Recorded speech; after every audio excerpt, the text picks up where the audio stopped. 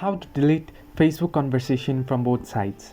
Hello everyone, welcome back to our channel. Today I'll guide you on how you can delete your Messenger or Facebook conversation from both sides on your account as well as the other person account that you send it to.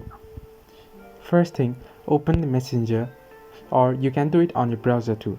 Open any chat, and on the text that you want to unsend, open the chat and tap and hold on the text that you want to unsend. Here you will find an option to react the emojis and to reply, to copy, to forward, and there is a more option on the bottom right hand side of your screen.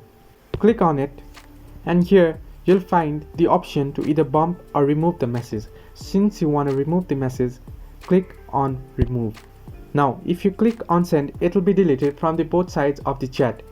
But if you select remove for you, it will only be deleted on your account and for you. So all you need to do is click on unsend and it will be unsent. This way you can delete messages from both sides. Hope you like the video. Do not forget to like and subscribe and leave a comment down below if you have any further issues.